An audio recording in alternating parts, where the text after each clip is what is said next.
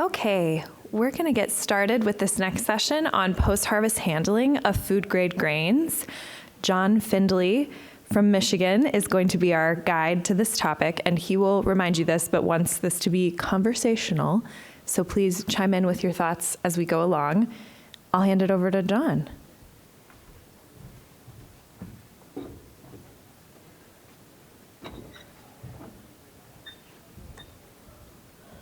Thank you. So my name is John Findlay with Clearwater Farms, and we are in the thumb of Michigan. So about 10 years ago, we had an issue on our farm, and we had some cover crop issues we were trying to figure out, and I came here to this show specifically to see Dr. Erin Silva. So she helped us out. It was what she did, what she shared with us solved the problem. It was a great help. So when I got the call from O'Grain asking if I'd be interested in doing this, I was really excited. Like, I kind of look at Erin as obviously one of the top researchers and whatnot in the organic space. So I was really excited. And then we started talking about what we were going to talk about. And they said it's post-harvest handling of actually it was culinary grains. And I looked at that and I thought, could there be anything less sexy? Couldn't we have something, and I was like, hey, how about cover crops? How about marketing? How about this and that? So I'm going to do my best to share with you guys what I think is some interesting stuff that we've done over the last 25 years. Please feel free to ask questions. This will be a lot more fun. It'll be a lot more fun if you guys ask questions, if this can be a conversation. When we get done, I do have a handful of items if we would like to discuss other things. As you'll see through this, we do a lot of stuff in the organic space, and we have for a lot of years. So I would be happy to answer any questions that might be on your minds. What I'm going to do is, with anything when we are talking about storage, handling, I'm going to start at the beginning. And so if you see this, I am starting with seed selection and how we do that. So please feel free to ask questions, and let's go from there. So about Clearwater Farms, we've been organic for over 25 years. We made the switch when we say before organic was cool. When we first made the switch, it was almost exclusively soybeans for the food grade market in Asia. So we've seen the organic industry, the organic markets change a lot. Currently, what we're known for is dry beans. We're in the thumb of Michigan. That's big dry bean country, both organic and conventional. Here's a picture of my dad, brother, and I, and those are the three main beans that we grow. The black bean, the small red bean, and the navy bean. We also grow food and feed grade soybeans. We grow spelt, rye, and soft red wheat. The spelt is an ancient grain. We've shipped that all over the world. The rye is for the distilling market. Obviously, the red wheat stays in the U.S. for flour. We grow blue corn for blue corn chips, and then yellow corn for feed. And about a year and a half ago, 2 years ago, we got into the alfalfa business. So that's a new thing for us that we don't know much about, but we're learning as we go. One of the unique things about what we do is almost everything we grow, with the exception of the feed grade soys and the yellow corn, is for human consumption. So when we talk about holding grain, we look at this a little bit different than maybe a normal corn and soybean farmer would, because we're going to sell these beans, we're going to sell this grain to be consumed by humans, not animals. Our farm has about 3,000 acres, and one of the unique things about where we farm in the thumb of Michigan is there's a huge amount of organic farms. It's hard to tell because they don't really track exactly how many farms are where, but it's around between 80 and 100,000 acres in the thumb, which is 3 counties of certified organic ground. The town that we live in, if you drive out of that, there's 11 miles. One side of the road or the other is organic, and I think it represents 8 or 9 different farms that are all 1,000 to 2,500 acres. So it's not one guy that came in with 40,000 acres. There's a lot of guys of that 1,500 to 2,000 acres. So it makes for a really unique environment, a fun environment to grow, to work in. When there is a problem, there's a lot of opinions on how to solve it. The strange thing is, a lot of what we do is very similar. Moldboard plowing is very common. Cover crops are not yet. So we're just kind of in a unique area, and that's where we are. The types of customers. So Our farm has really 4 or 5 different avenues. We have the main farm, we have a processing facility, we have we do our own marketing, we have a trucking company, and one of the things that we tried to do, and this is just something we did, we try to deal with the end user. So our goal is to sell to the flour mill, to sell to the canner, to do that kind of stuff. We feel that if we can do that, we better control our market, we better control when we're going to ship, what price we're going to get. And the other thing is you start to create relationships. So in a downturn like what we have right now, instead of worrying that, oh no, I'm not going to be able to sell my product, we know we're going to be able to sell it. It's just what price are we going to be able to sell it at? So that's something that we take very seriously and spend a lot of time on. Some of the people we sell to would be dry bean canners. Of course, I'm not going to name drop for obvious reasons, but dry bean canners, flour mills, both soy milk and tofu companies. And we do have a direct to the customer thing that we started, which is kind of cool. So I'll tell you the bad first and then the good. So about 10 years ago, I wanted to try my hand at retail. I thought, how hard can it be? I go to the grocery store, and these beans that I'm getting $1 for, they're selling for $3. So I had an employee at the time. Him and I we spent some time. We came up with this idea of beans in a box. So we're going to take dry beans. We're going to put them in a box like macaroni and cheese. They're going to fit on the shelf, absolutely perfect. And I mean, it's just everybody's going to want them. It did not work that way. First thing was we ended up doing a semi-load because everybody's going to want them.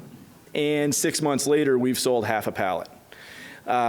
Because of the way the end user, the consumer market works, you have to put a best by date on that. You can't put a sticker over the best by date, learned that. We literally, I don't know if anybody around here is familiar with Meijer, but Meijer had this made in Michigan, made in whatever state you were in. So they had this Made in Michigan program. So we're pretty excited. You know, they're gonna pick us up. They're gonna pick us up. And every time we talk to them, we're gonna pick you up. You guys are gonna go through a truckload every other week. So I've spent the money 6 times. You know, mentally, I'm ready for this. So a year and a half in, they finally pick us up in a handful of stores. And sales were going up. We were getting in stores. But what we found was, and I didn't know this, it cost me $1 to put those beans in a box. So now I'm $2. So then I sell them to a distributor. They sell them to the grocery store for $4, and the grocery store puts them up for sale for between $6 and $8. So now here's these beans that I thought were going to fly off the shelf, and they're not because they're $8 a pound or $7 a pound, and the ones right next to it. We did all that. As COVID hit, we wound that program down because we weren't selling anything, and we ended up opening up, I think it was 40 or 50,000 boxes of beans and dumped them back in, reprocessed them. But what we did do is when COVID hit, everybody wanted a shelf-stable protein and flour and grain. So we started this, what we called Findlay's Organics, and it's an online store. It's on Amazon, Wix, Walmart. But there we sell what we grow. And we're selling black beans, navy beans, small red beans. Here's the crazy thing. One of our biggest sellers is corn. They're using it for deer feed. We're literally shipping organic corn all over the United States at an obscene amount of money, and they keep ordering it. We're sold out right now. So I guess where I'm going with that is, and here's my marketing plug. If you haven't figured out, my love is in marketing. Try something that might not sound right. There is corn everywhere. I mean, I don't know how many states grow corn, but I feel like it's grown everywhere. We're shipping corn to 49 states, including Hawaii. I can't believe it. So anyway, these are just some of the things that we're trying and we're doing. And now, Amazon is a monster, and there's a handful of ways to work your way up the list. But when you do figure it out, it's a lot of fun, and the UPS and FedEx trucks show up 3 days a week and take a bunch of grain. So it's been good. Where do we sell? We're selling primarily in the United States. When we first got into this organic game, again, 25 years ago, almost everything we grew left the country. Corn went to Canada, beans went to Asia, the wheat went to Canada. Today, most of the stuff stays here. We ship a little bit to Asia, a little bit to Canada, and the spelt does go to Israel. When you start dealing, though, with end users and you're doing your own marketing, one of the issues we ran into was getting your money. Always work with somebody you know. And the other thing is, if you get an email, somebody offering or promising you an amazing deal, be very careful. There's a lot of that going around that's really, really good, in how they do that. Issues you may face are shipping schedules. When we first started doing this, we wanted to be the best player in town, so we had a policy. We would load a truck whenever it showed up. And I loaded a truck at midnight, and the driver said, yeah, the old man that lives here said he'd load any time of day, so we just come here at night. And I thought, yep, this is a problem. So then we went to an 8 to 4 type schedule because they would show up literally any time, night or day. Supplier approval. I don't know if anybody's dealing with end users, but this paperwork is insane. If you think your organic cert is hard, it is nothing compared to what they want to put you through and go through. So those are some of the issues. Certifications we have, this is maybe a little bit self-explanatory for anybody that's been in this. Obviously, this is driven by your customer base. If your customer base says they want you to have the kosher, you get the kosher cert, or you don't sell to them. We have, obviously, the USDA NOP, the organic cert. We do have our Canadian equivalency. I don't know how much in this area goes to Canada, but where we are, it's not uncommon to ship to Canada. They're so close. We did get our LPO in this last year as we were shipping some products to Mexico that were going to be processed. Is anybody here dealing with the LPO or Mexico? Wow, I'm surprised. That is the hardest one we've done. And I think part of it is because it's a newer certification, there was a little bit of confusion and a little bit of back and forth as to what those rules really are, what policies, what things we had to do. Obviously, the kosher cert, which we think is a pretty cool thing, and then the SQF certification, which is food safety. That is a beast. That is a full-time employee, 40 to 60 hours a week, that only does that. And there's a little bit of a thought process that changes when you get into food safety because there's things you might have always done that you can't always do. And it was easy for me because I could see the end. My dad struggled with it, and he still does a little bit. And he's like, well, why can't I just take a shovel from the processing plant and empty out the truck? Because the shovel has a home, and it can't go both places now. So those are some of the things that you don't think about, but they do become an issue. What varieties to plant? So everybody in here you get to choose what you want. You sit down, you make up what you're going to plant this year, and you say, hey, I'm going to plant, half my acres are going to go to soybeans. Well, in our world, we can grow half food, half feed. We can grow all food, all feed. So we mostly grow a food grade soy. We'll do a little bit of feed. And what does the market want? I feel like everybody in this room, if you're organic, have already made the decision to grow what the market wants. And I'm not knocking the conventional farmers, but most of the conventional farmers will grow what they want and then take it to the elevator and maybe complain because they didn't get the price they wanted. As organic consumers, look at the beans we grow. Last year, we were really heavy on black beans. 2 years ago, we were really heavy on small reds. It doesn't matter to me. I'm going to grow what the market wants. And I think that's a really good attitude to have because once you start doing that, those doors open up. And then those buyers are willing to work with you next year because, oh yeah, he grew or will grow what I want. Can you commingle varieties? So, we've been at this quite a while. You feel like you've got it figured out. We grew 3 different food grade varieties.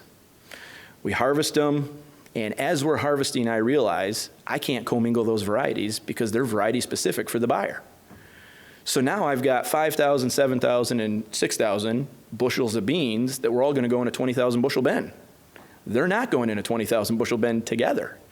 So you really have to sit down and think that long-term storage out before you buy your seed and start planting.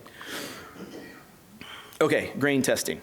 So I'm going to say everybody here has a grain. If you're growing grain, you have a tester. You're doing the moisture, you're doing the test weight, you're doing the VOM. Well, you might not be doing, moisture and test weight are kind of a given. We got into the VOM a few years ago because we had, one second. we had vomitoxin in the corn 4 or 5 years ago. And I don't know how many here are familiar with VOM. I was not. And I thought the buyer was trying to screw us, and they said, oh, your VOM's 5.5, we're gonna discount you 50 cents a bushel. So, I'll one-up you. I went and bought a VOM tester, $2,500. I got the test, cost about $10 a test to do. So I started running the VOM. It wasn't long till I figured out you can see the VOM. The kernels are pink, they're there. So then I started realizing, ooh, this field that's not tiled very well in the hills, its VOM is 12%. This field over here that's tiled real well and is lighter, that's only 2 or 3%. If I put it all in the bin, I'm gonna have a problem. So I'm back to working with my customers. Now I'm looking at my grain and to where I'm putting it based on what that VOM level is. That was a different mentality. Every truck that came in is getting tested now. These tests take 10 or 15 minutes.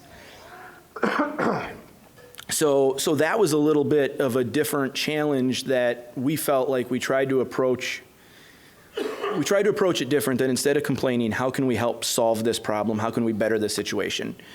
So the mechanical tests are right there. The grading tests, now these are subjective. And things like FM are pretty easy. Foreign material, really common in a bean. Stems, broken pieces, dirts, rock, stuff like that. Splits, pretty obvious. You guys all know what a split bean is. In dry beans, they're worth almost nothing. In soybeans, at least you have a value. Check skins. Anybody here deal with check skins or hard beans? Yeah. Now we're talking very subjective. And I might grade them, and you might grade them, and we get 2 totally different answers. The problem is the buyer's right. The customer's right. So you can argue with them, but they're right. There is a thing called a federal grain inspection. It's kind of the atomic answer to a problem. We have threatened once and never done it. But when you call for a federal grain inspection, a federally licensed inspector will come out, and it's a final uncontestable result. So check skins and hard beans don't fall under that category. Moisture and test weight do. So it generally, if it's not a good option, but I'm bringing it up as it is an option that's out there. 1 year we had dry beans. Generally, when we harvest, it's 50 out, 55. It's cooler. The beans, 17.5 is considered dry. We shoot to harvest at 17. We'll run 3 combines, and we push hard to try to take all those beans off between 16 and 17. We got some 85-degree weather. It was windy. The beans started the day at 17. And by the end of the day, we're 12. And the joke is you look at a 12, a 11, a 10 moisture bean, and they just split. So we ended up doing soak tests in the combine. I had a thermos of hot water. I had a little plastic dish. Every time I dumped at the end, I'd count 100 beans out. I'd let it soak. I'd pull, I'd look, all right, we're 6%, we're good. We're 8%, we're 10%. And then you face a decision. Do you stop harvesting and hope they take on moisture, or do you keep harvesting and hope they'll take the bean? I can tell you through experience, you crack a bean, you're not uncracking it. You can always wait, and a cracked bean is worth nothing. So these are just issues that you run into when you do your own, your own marketing and stuff like that. Grain storage facilities. So this is, we've got 2 different facilities and about 250,000 bushels of storage. Bigger isn't always better. And if I had to choose between 3 25,000 bushel bins or 175, I'd take 3 25s. And the reason is, it seems like we always have smaller lots of something that wants to go in there, the food grade soybean story. The year of VOM, we actually split that up, and we had a bin that was 5 and under, a bin that was 5 to 10, and a bin that was 10 or greater. Now, back to that's how we stored it. I went to work with my customers and said, can anybody take a 10 or over VOM? As luck would have it, it was my lowest discounted grain. It went to an area that had no VOM, and they blended it off. We had a relationship. They were willing to work with us, but grain bin management became very critical in doing that. Here's something else that is coming, and this is very, very frustrating, but it's here. Does anybody give thought to putting something in a bin after soybeans? With the new food safety rules, you will. Because the dust from that bin can trip a swab test in that bin, then that product may not be able to be sold. We actually have wheat buyers that don't want any soy in the wheat, and we have soy buyers that don't want any wheat in the soy. So, when you look on a package and it says gluten-free, there's a little bit of weight behind that. And right now it falls on the processor, but that will come to the grower at some point because you have to be able to control that. So we are getting to the point where we have what we call allergen and non-allergen bins, and we're even going far enough as to say this is a grain, like a wheat, a gluten bin, this is a soy bin. It sucks, but it is kind of the game that we're at and where we're playing. Obviously, I put airflow is very important. I don't know how much experience you guys have in this room with grain bins, but airflow is huge. Clean bins. So now we're talking about putting product in. When we empty a bin, we clean it out, we sweep it, we get it down. So like after the sweep auger here, you can see, there's a little bit, like right here, there's a little bit. We don't want any of that. It's going to bring rodents, it's going to bring pests. We will sweep that and get as much out as we can. If it is summer, we might sprinkle some DE on it. I'll talk about that in a minute. About a week before we're going to harvest a crop, we will go in and sweep the bin out.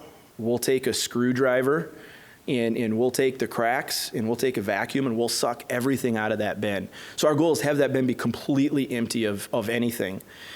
Then what we'll do is, and sometimes we'll flush with good product, but a lot of times we'll have screen out from our processing facility. So if we're going to do wheat, we might take in 200 pounds of wheat and dump it through the auger to flush the auger out to get anything out. It might be a mouse. It might be, I tell you what, there's nothing that turns off a wheat buyer that's turning wheat into flour more than a dead mouse or rat when they open that up. It's not a great way to start. And that's always in the first load because that's the first load, that's the first batch that comes out. So, diatomaceous earth. I don't know if anybody here, if you guys have used that. We use it, not as much as we could, but we will take one bag and sprinkle it in a 20,000 bushel bin on top, and then we turn the fan on, and we'll simply take that bag and just pour it in the fan, and then if you look in, the whole bin is, that's what we do. We think it's important to put it in through the fan because a lot of those bugs can live underneath, and we're just trying to control the underneath, the false floor. Cleaning facility. So this is Harvest Ridge Processing. It's a sister company to Clearwater. About 75% of what we grow goes through Harvest Ridge Processing. Now, Harvest Ridge was set up separately for a couple of reasons, and one of those big reasons was the food safety. So the food safety is tied to our processing facility, not our farm. Again, we ship product all over North America. We have a fanning mill, a gravity table, destoner, electronic eye, and a 5 rare earth magnets. Rare earth magnets are kind of cool because they will pick up stones that are magnetic, which is kind of a cool thing. So how many people here have seen a brush auger before? Yeah, so more than I thought. So this is kind of cool. Anything that's going to touch anything food grade, we'll try to use a conveyor belt or a brush auger. It's easier to take an existing auger and pull it out and put a brush auger in than try to put a belt in. But if you're going to set a facility up, a system up, know what product you're going to have. If you pick up a rented facility, a brush auger is a good option if you want to do a food grade product. Again, this has everything to do with cracking, splitting, breaking the food grade beans. Obviously, if it's feed grade, corn and soybean, regular corn and soybean, you just use a regular auger. So what's the difference between food and feed? I think in the case of soybeans, a clear hilum is considered food. But one of the big things that you want to look out for is stained beans. So if you ever have a field get away from you, you do want to be careful that you don't, with that food grade bean, you don't want it to get stained because they'll reject it. We had a lot of that this year, and part of the reason was because the price, guys contracted high, the price dropped, and people tried to back out. But that is a thing. And then split beans. If you're harvesting a food grade, a feed grade product, just to take to the elevator, you can have quite a few split beans and they don't discount you. They're going to discount you on food because you can't have that. Corn, now I'm talking the blue corn, but if you guys, anybody's growing colored or food grade corn, you have the toxins you have to worry about, brokens, test weight. These are all issues that you want to be aware of when you're growing that. Dry beans, of course, moisture. Moisture seems to be a big one because guys want to get as close to that 17 and a half as they can. We try to ship at 17, knowing that 17.5 is the max. Just to give us a little bit of a buffer, but there's that. You have splits and check skins, dirty beans. Wheat, you've got sprouts, toxins, and moisture, just things to be aware of that can make a food grade product a feed grade.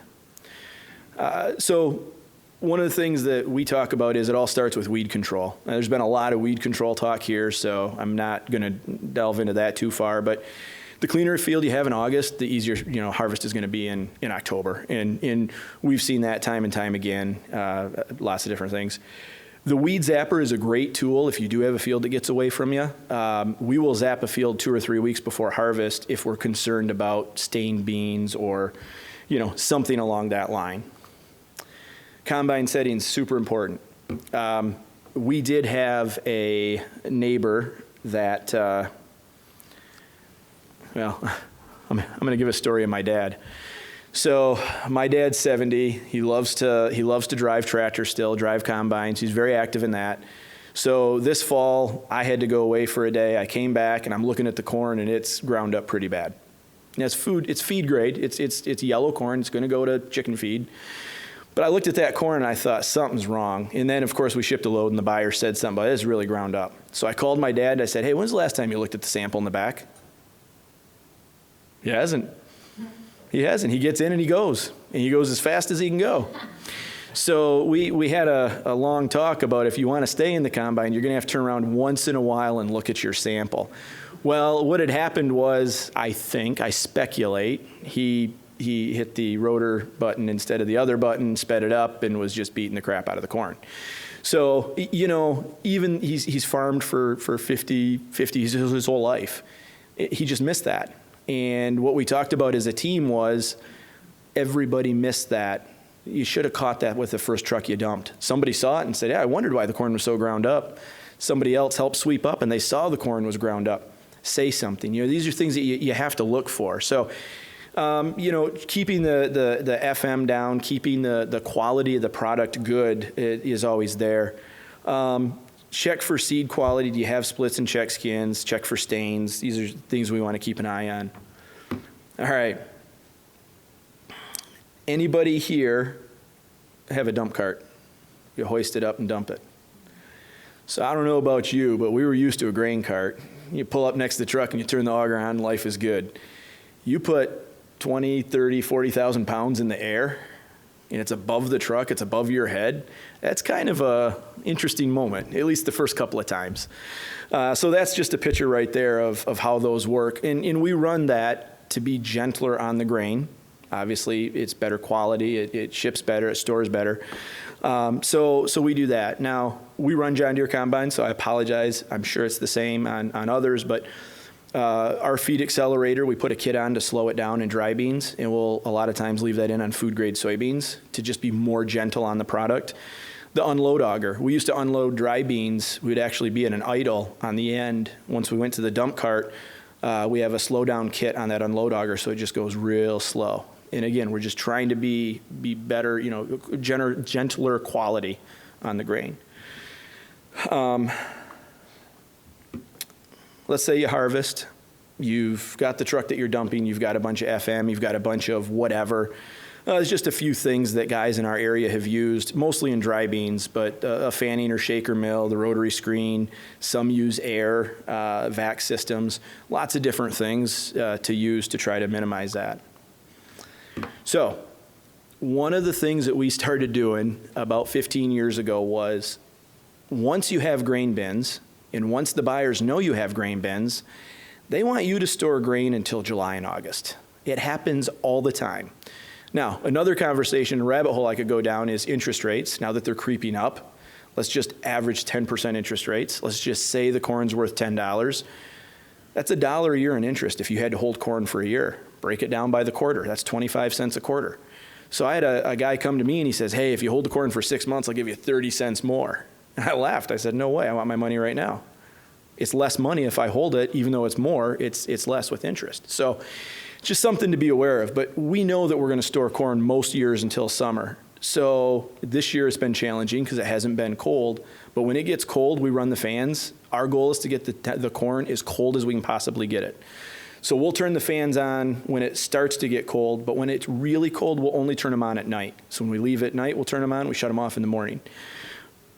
We have had corn in August be in the low 30s that we're shipping out. When you do that, you don't get bugs, you don't get mold. Honestly, the one place that we take it, they're doing the same thing. They're freezing these giant bins of corn because they know it can store. Once you get bugs, you've got a problem.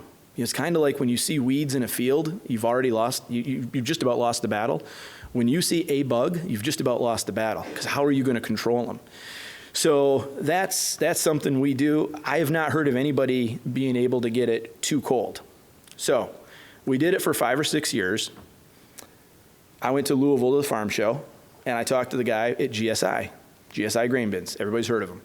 So I'm talking to the guy, we're going back and forth, having a great conversation. I explained to him what we're doing. He goes, oh, that's a bad idea. He says, the walls are going to sweat and it's going to stick and you're going to have a big problem. I should have just stopped because we've never had a problem, but I kept going. So he told me, he says, you want to warm it up 10 degrees a time, get this. So we've got a temperature. We went back and we put a thermometer in the top. We have probes, but we put a temperature in the door. We had a wireless so you could see it on the ground. So we warmed that corn up 10 degrees at a time. So we got the corn up to 60 degrees. We got mold and we got bugs. And I saw that and I thought, you know what? In the conventional space that works. When you can fumigate it, you can throw something in and kill it. We can't. Now I've got a problem. Am I going to store this grain until next fall and try to freeze it? So we worked through it with the buyer. They took it, they ground it right away, but it's not a situation you want to be in. So if you're going to store it, now if you're going to ship it out at harvest, you don't have to worry about, or in the winter, you don't have to worry about freezing it. But for us, we know we're going to hold corn into July and August. We want that corn as cold as we can get it this time of year. Not the beans. This is very important. You don't, the dry beans will split when they get cold. In the case of dry beans, we don't want them to get below 40 degrees. I really want them to be in the 50s. Soybeans, a food grade soybean is the same way. It can go a little bit colder, but you want to be careful with that. When we're processing them, if you bring a cold bean in, we won't process them in the winter. We have to shut down. Now, this winter's been nice. We've been able to continuously process. But you have to be careful of getting them too cold. Yes, you want to cool them down. If you bring them in, it's 80 degrees. You can't put an 80-degree bean in the bin. Cool it down to 55. Just let it go. It'll be okay. And we have stored beans up to 3 years in a bin at that temp. So bugs generally don't go to the beans. It's more of a quality of broken. Keep the bugs out. Obviously, we freeze the corn. We talked about diatomaceous earth. Pyrethrum, there is a chemical that's approved for use. Talked to a guy out east that had a flour mill, and he actually had a system set up that when the grain came in, he would spray it with pyrethrum because he said there's nothing worse than open up a bag of flour and a little worm crawls out. Good point. I wouldn't like that either. So we don't do that. He does. There's other... We have sprayed approved insecticides on the outside of the bin to try to minimize, bugs coming in. Always check with your certifier. Obviously, what I'm saying, you want to check with your certifier. One of the things that I always do is I make sure that's an email or a text so that if I get audited and they say something, here's the piece of paper that said I could use pyrethrum on the grain. So minimize mold. This is something that got us a couple years ago. My dad, if I haven't figured out, he likes to go fast. So everything we do, he wants to speed it up. So we were drying corn at about 200 degrees, continuous flow. So the plenum was 200, the grain temp wasn't. So we're dropping it in a bin, and he thought he should be able to get more volume through the dryer. So we were like 250, 260 on the temp. And we could get a lot more through when we jumped the pump, when we went up like that. The problem was the corn is so hot, when you dump it in a bin at that temp, you just have a lot of moisture, a lot of humidity. It's sticking to the walls.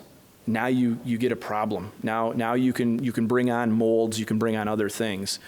So, dry the corn more, that will help. If you can, so if we're gonna store corn until July, August, we're gonna take the corn down to 12 point something. That's really dry, but we generally don't have mold and bug issues because it is drier and you can freeze it better. The other thing is move. We had an inspector come out and they asked the question, they're like, so you harvested this field of corn, where is that field of corn? What bin is that in? I have no idea. Well, how can you not know? Because we're constantly coring and moving grain so that we don't get it to build up in the middle. So just move corn constantly. When to ship and when not to ship. This is just something that we've picked up on in Michigan, in our climate. After we harvest wheat, we'll ship it for about 2 months. I am not going to ship it in that September, October timeframe because there is a risk of bugs. So if I can't ship it within about 60 days of harvest, we're going to put it in the bin and freeze it and then ship it once it gets cold. Wheat is probably the biggest issue, the biggest thing to deal with because they really don't like, they really don't like bugs in wheat. Corn, anytime the corn is in good shape. And what I mean by that is after we dry it, we like to set it in a bin for at least 2 days to cool, before we don't want to ship hot corn. Beans, feed beans can go anytime. Food grade only when it's above 32, and that would be the case of a dry soybean. Some cool technology. So this is kind of neat. I was at Agritechnica in Germany in November. There was a company from the Middle East there, and if you look, this little blue guy right here, so that is a trailer. And in the Middle East, obviously they don't get the cold we get here. We're not getting the cold this year, but they would take that and hook it up, and that's their way of freezing the corn. And it was surprisingly, I forget the exact price, it was surprisingly affordable. And I say that because if you lose 20,000 bushels of corn at $10, you just lost 200,000. So, all of a sudden those things pay for themselves pretty fast. Again, not sure we would need it, but it is cool. Did anybody get it? Cool technology? Cool. There you go, Hannah. The other one is IntelliAir. Is anybody here running IntelliAir, a computer-based system? So they kind of made the rounds in our area. A handful of guys got them. You put the product in. It uses computer with the outside atmosphere and fans to turn on and off. And they claim you can push 2 to 3 points either way. So if you put stuff in really dry, you can actually hydrate it a little bit. If you put stuff in a little bit wet, you can pull it down. Our problem is it takes too long with the environment we're in. It takes a long time when it gets cold after harvest. If we were a little bit further south, it would work better, but there's some of those. All right. Anybody know what this is in the truck? Skittles. So my dad likes to be a smartass, and the paper came out and they were asking questions. This is probably 5 years ago. And the young lady asking the questions has no idea anything about ag. She has no clue. So my dad said, yeah, wet years and I think the whole premise of the article was, how are you guys handling the wet spring? It was 2019, if anybody remembers that, in the Midwest. He just couldn't get in the field. So my dad told her, he says, yeah, it actually works out good. We planted Skittles last week, and when we see the rainbow, we put these giant tarps out and we catch them. And she's just, really? And then he grabs this picture. He's like, yeah, this is, the harvest from last week. And I'm like, Dad, you got to stop. So I honestly saw this on the internet. I thought it was great. So I share it whenever it's a wet spring. But know when to sacrifice food for feed. And what I mean by that is we grow spelt. We've grown spelt. We dehull spelt. And I'll tell you how hot and cold the market is. We sold spelt for $1.20 a pound. That worked out to making about $3,000 an acre. It was awesome. The next year I called the same buyer. He would not take it for 20 cents a pound.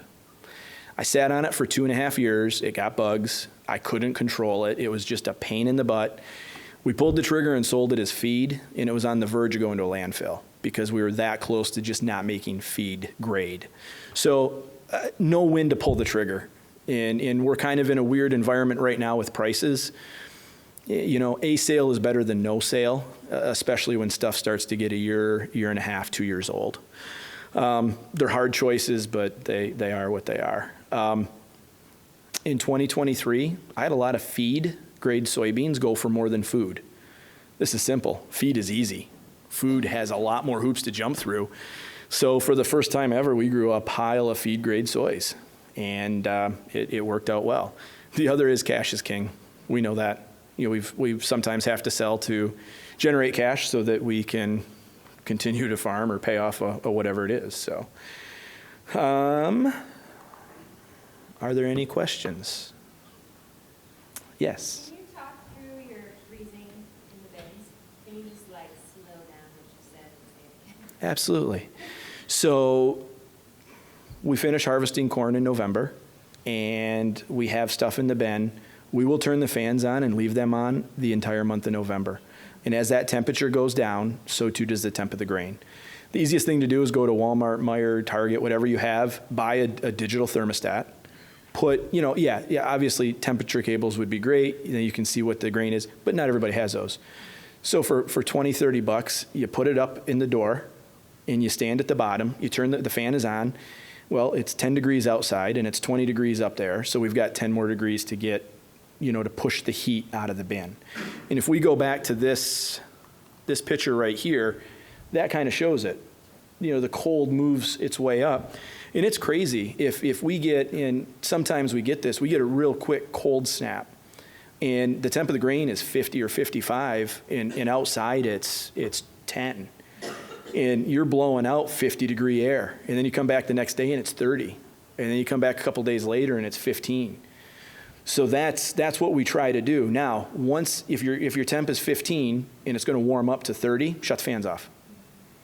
If a week later it gets down to minus 10, turn the fans back on. And how long does it, you said you'll sell 25-degree corn in August? We have shipped 35-degree corn, 35 in August, because it got to the buyer and they had to warm it up because the Dickie John wouldn't test it that cold. But there were no bugs and there was no mold. From the residual Yep. cold? Yep. Now, everybody said that it's going to stick to the walls. The sun's going to beat on, it's going to stick to the walls. That never happened.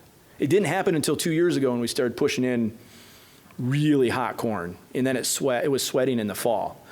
But no, when we do that, it didn't. Because probably because you dried it down to 12-something%. You're right. There's not much moisture left in that corn. And again, if you're going to ship all your corn, in November, December, January, this isn't a big deal. But if you're going to store it until July and August, and once people found out we could store 200,000 bushels of corn, then, and you know what it does? It puts you in a position to negotiate. So, you know what? I got to have $1.50 to store it until then. It gives you some options. I'm not saying we get $1.50 more, but it just gives you options, especially in a tight market. So do you have a lot of humidity in the summer then? A ton. Okay. We're 7 to 8 miles from Lake Huron. And there's a ridge that runs along the thumb that was the old shoreline, so we get a lot of humidity right off. When you're bringing that 35-degree, is it sweating bad? Absolutely. Yeah. The auger's dripping wet. But the corn doesn't stick to the truck. So, Talk corn fast enough. yep. And sometimes we'll ship corn 4 hours away, so it's in the truck for a while. Now, occasionally it will stick just a little bit, but we're talking like a coffee can worth. Is there a temperature you're shooting for with the corn going into the bin? You said you got it too hot. Is there kind of a range? Yeah, so this year what we did is we batch dried everything, and we were dumping it over around 85 to 90. Yep, and it did not stick to the walls. So we need to work on that, and it's all volume. They want to push as much through as we can. And Will you talk a little more about your bin setup in general? Is there a certain, I know you said smaller is better. Yeah. Are you all aerated floor? yeah, so all of our bins, I want to say we have about 12 different bins. The average size would be 21,000. They all have aeration. They all have fans. One of the things that we started doing, this is a little bit controversial. My dad and I go back and forth, but he likes to run a spinner. And inevitably, you're going to have fines. And what happens when you store corn for a long time is the good stuff goes out, the fines go to the middle. If you don't core the bin right, you're going to get a column of junk in the middle. So we shut the spinners off, and now we fill the bin that way, and we don't get that column in the middle anymore. That's my personal thing. That's what we've done. We've had good luck with it. We have one 50,000 bushel bin. That's our biggest. We've got, I think, 3 that are in the 7,500 range. Our main facility has 3 overheads, and the reason was one of the overheads feeds the dryer. It's kind of like the wet tank. The other 2 are so we can ship during harvest or move during harvest. So that we do have 3, we can put 10,000 bushels in the air. Just a side note, when a truck comes, our goal is to have a truck in and out in less than an hour. So the paperwork is done, stuff's in the air. If we're filling a corn truck, we can normally do that in about 25 to 30 minutes. We can have them in and out. So. For your bins, have you been able to, or had reason to use any of the, I think it was called the USDA Farm Storage Facility Loan program, or interest loans for bins? Have you used those? Yes. And had, About 10 years ago, we put one in and we used that, and it worked very well. okay. Our local FSA office really worked with us. I actually owned the bin, and I put it on my dad's property. So they said, oh, we got to be careful.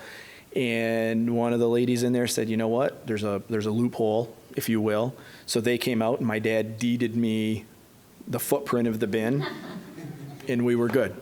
So, yeah, so we have used that. I will say, and we've put a few bins up. Anybody that's put a bin up, if they tell you it's going to be $50,000 to put the bin up, when you're done, you're between 100 and 150. My belief is you're 150. And what people forget is you have to excavate the area, you have to bring in this, you have to bring in that. You know, you have to get grain to the bin and away from the bin. So we did all that, and I thought, yeah, we're about 120,000. Then we paid $30,000 in electrical to make it work. You know, you forget about those things, and you know, nothing worse than spending $130,000. Why not put a VFD on the motors to make them run slower or faster? So you do those things, it just gets expensive. But yeah. Just a little comment about the temperature dynamics with air flowing through the guys who are especially drying small grain. And it's kind of counterintuitive. Maybe you've harvested wheat at 16, 70%. You're just trying to get a couple points off of it. You know, the intuitive thing to do is to run the fan during the day. But I came across a little factoid in one forum that I thought was really interesting. Guys are finding a lot of efficiency leaving the fan on into the evening when the air cools down.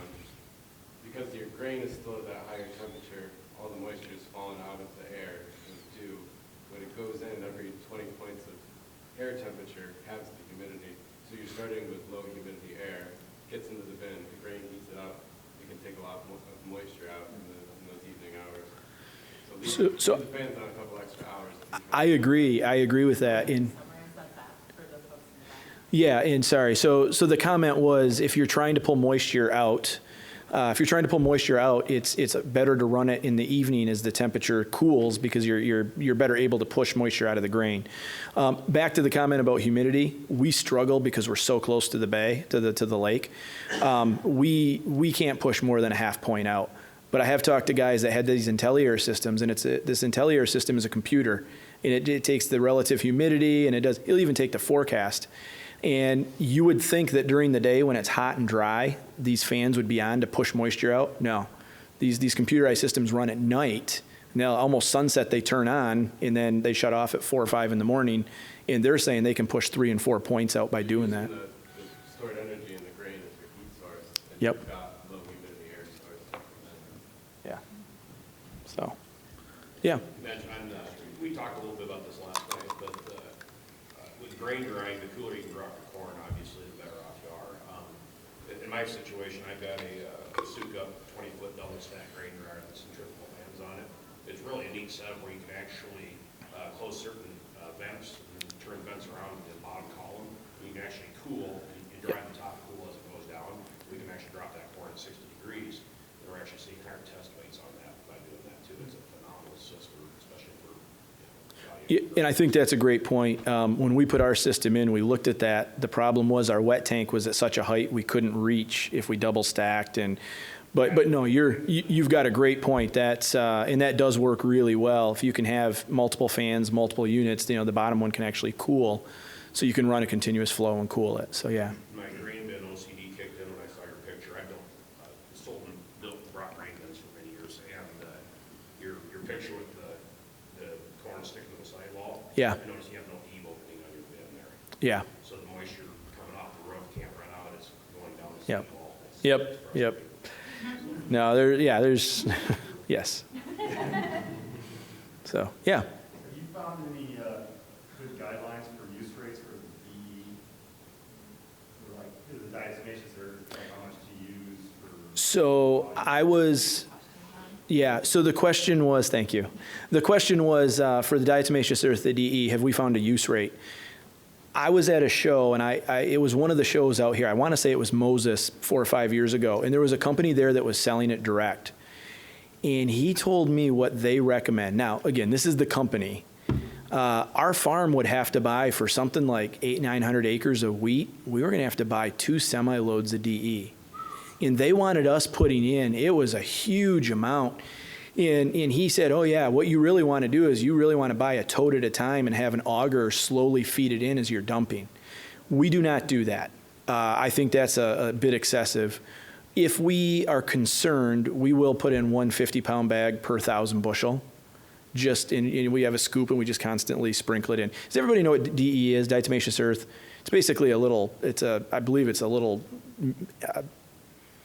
animal from like a sea animal or whatever that they grind up, and it feels almost like baby powder. It's super fine, but it'll kill the bugs. So yeah, that's what we do. We do 1 bag per. Does that mean anybody else use it at a different rate? Yeah, we used to mix it in with the first load that we put in the bin. And that's another thing I would definitely check with your buyers, at least in food grade wheat. That's not going to be a real nightmare in a processing environment. Yeah. So those guys shouldn't be breathing that in all the time. So we've moved away from putting it into the grain as much as we sprinkle it on the floor with like just a colander or something.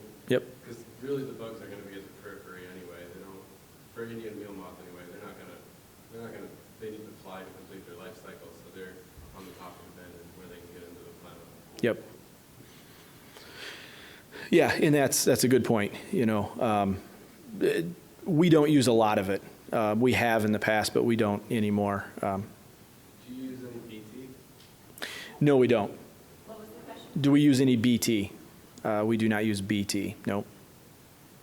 Have you used it? Have you had good luck with it? Yeah, we just started using it last year, and we think it's successful. Okay. I have a question in my mind, like, I'm not sure, it seems like it should pop an ELISA-based GMO test, and I haven't gotten a clear answer to that, so if you're growing corn specifically, I would settle that with your buyer. Yeah. We've had such good luck freezing it. So the comment was with BT, will it trip a GMO test? It's kind of inconclusive. So we've had such good luck freezing corn. It's pushed us away from using stuff like DE and BT, even pyrethrums, just because we've had such good luck. So, yeah. Yeah. What's your perspective on like a stirrator type of inside of a grain bin? I've never used one personally, so I don't know. The stirrators, and what is my perspective on those? We've never used one. I don't know if anybody wants to answer that has, but yeah, we haven't. Can I give my perspective on stirrators? Yeah. Created by Satan, right? I had to install those things for years, and they're all you do is fix them. But if they're Yeah. pretty great, then I think they grind a lot of grain. If you've ever dealt with a silo unloader, you'll be right at home with straight. Carrying parts up and down the line. And you have trouble with the bin sweats around the outside, and you got mold around the outside because you can't, in a colder climate, you can't warm that corn up enough to dry it right along the outside, so you get that ring around the outside that's nasty. They're horrible. Yeah. Absolutely horrible. Yep. So one thing I didn't mention is we bought a vac system a few years ago because we had to move some grain. And we have had wheat that has had a very slight case of bugs. It's one of those that you look at it and you just see maybe 1 per sample. If you use a vac system, a lot of times there's enough air to blow those out. And we actually cleaned up a handful of loads, and a large elevator, a large flour mill called me and said, how are you getting rid of the bugs? Because we saw them with a load, now they're gone. So we told them about it, and they actually you could buy So does everybody know what a vac system is? You run behind a tractor, and we can pull grain for almost 200 feet. You run it up, and it goes into the truck. Well, you can buy these little boxes that basically the grain falls in it, and it spins through it, and it blows air out, and it'll blow out the chaff and the bugs. So this mill actually bought 2 or 3 of these, and that's what they'll do just to try to blow that out. So it does work. I mean, you don't want to get in that situation, but when you get in that situation, you got to do something. Yeah. What's your most ambitious bug ever say? I don't know. It seems like, Bug in general? yeah. What bug is the most? What's the toughest bug? How excited do we see grain weevils? Yeah, grain weevils are a pain. Yeah, it would probably be. Yeah, back there. Do you clean under your bin floors? So, good question. Do we clean under the bin floors? Every once in a while, we will have, so we've got a 8,000 bushel bin that we use as a wet tank, kind of like an overflow. We have taken the floor out and then vacuumed it all because that bin gets turned so many times a year. Yes, we have done that. There are a handful of guys that have bins that are getting into that 30, 40-year-old, and they're taking the floors out and then cleaning it up and re-putting the floor in. Yep. Yeah. Do you use hopper bottoms? I raise black beans. They're switching to hopper bottoms. Either way, the sweet longer. So do we use hopper bottoms to store the beans? No, because we ship the beans year round. And because of that, I want the ability to put air on the beans. So with a hopper, it's harder to get a full false floor and do that. But if you're going to move them quickly, I think that's a great idea. Anything else? Perfect timing. Yeah.